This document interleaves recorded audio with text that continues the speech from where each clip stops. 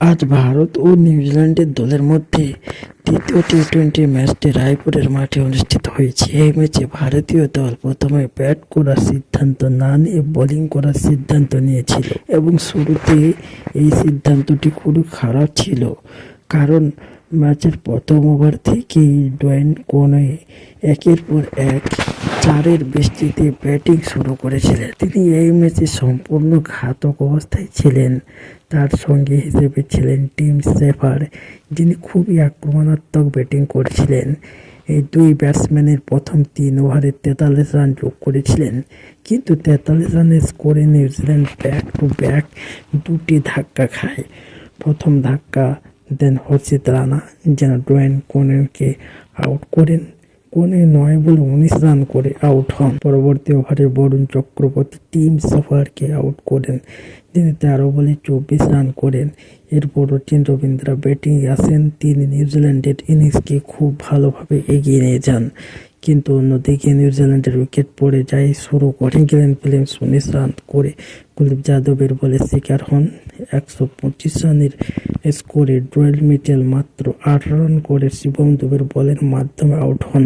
তবে রবীন্দ্র চন্দ্রা নিজের ব্যাটিং অসাধারণ পারফরমেন্স দেখিয়েছিলেন। তিনি অর্ধ-শতরানের খুবই কাছে পৌঁছেছিলেন, কিন্তু 129 রানের স্কোরে তিনি 44 রান করে কুলদীপ যাদবের বলের শিকার হন।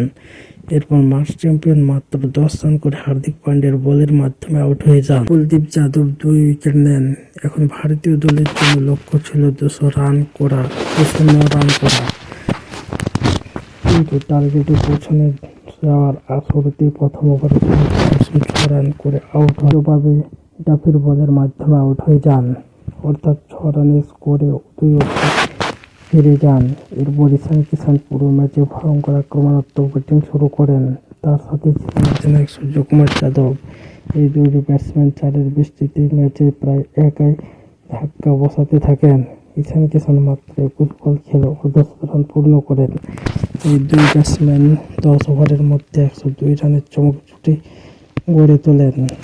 ভারত 130 রানের বেশি স্কোরে পৌঁছে যায়, কিন্তু 128 রানে তারা ঈশান কিষানকে আউট করেন। ঈশান কিষান 32 বলে 4টি চারের সাহায্যে 44 বলের মধ্যে ভারতকে মাত্র 33 রান করতে হয় ও 7 উইকেট হাতে থাকে। সূর্যকুমার যাদব 82 রান করে ব্যাট করছেন এবং শিবম দুবে 12 বলে 25 রান করেন। শেষে ভারতীয় দল এই ম্যাচটি জয়লাভ করে। এর ফলে 5 ম্যাচের টি-20 সিরিজে ভারত 2-0 ব্যবধানে এগিয়ে যায়। ভারতীয় দলের ব্যাটিং পুরোপুরি ম্যাচে প্রভাব পড়েছে এবং নিউজিল্যান্ডে বড় ব্যবধান হেরেছে। তাই বন্ধুরা, এখন আমাদের এই ভিডিওটিতে লাইক না করে থাকেন অবশ্যই লাইক করুন আর ভিডিওটি সাবস্ক্রাইব করে আমাদের পাশে থাকুন।